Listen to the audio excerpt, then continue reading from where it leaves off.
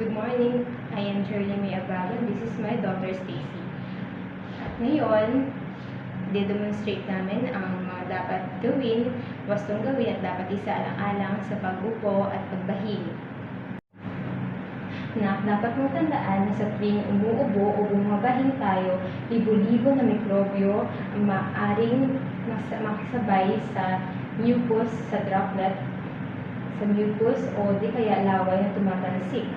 Kaya dapat mong tandaan, dapat mong gawin ang wasto kung paano ang pagtakip ng ilong o pagtakip ng iyong bibig sa tuwing ikaw ay bumabahing o umuubo. Una, maaari mong gamitin pantakip ang manggas o kwelyo ng iyong t-shirt. Ganon.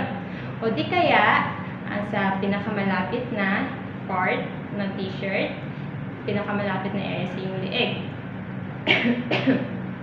O di kaya, sa iyong braso, bawal na gamitin ang kamay. Pwede mong gamitin ang sa likuran na bahagi ng iyong siko.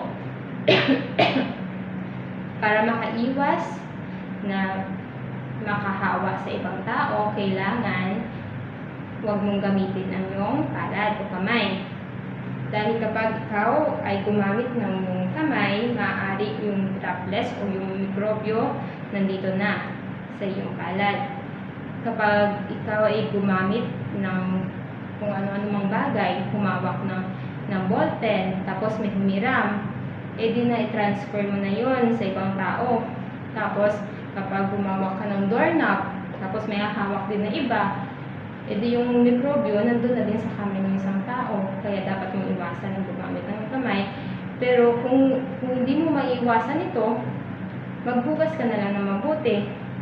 Na alam mo naman na kung paano tamang paghugas, di ba? Nuro ko sa'yo.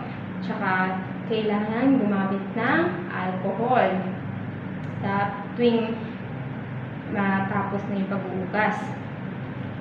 Okay? Kaya dapat wastong pagtakip sa ilong at bibig kapag walang tissue. Di kaya, kung meron kang tissue, gamitin ito. Kapag ikaw ay may sipon, ibahin, tapos itapon ito sa trash bin, sa basurahan. Huwag mong ipatong kung saan-saan kasi baka yung mikrobyo nasa table mo na. Maaari ka din gumamit ng face mask para hindi ka makahawa sa iba. Ang mga tamang paraan kapag bumabahing o umuupo. Gamitin ang manggas. Gamitin ang manggas.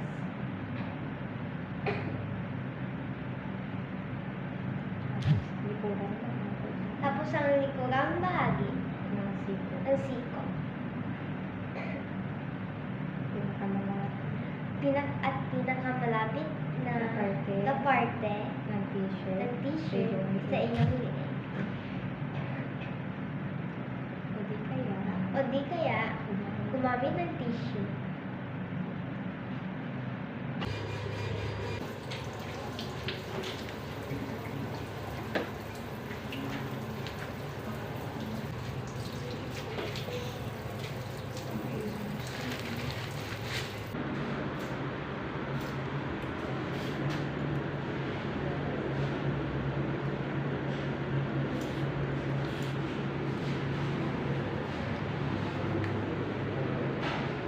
At gumamit ng face mask para hindi makahawa.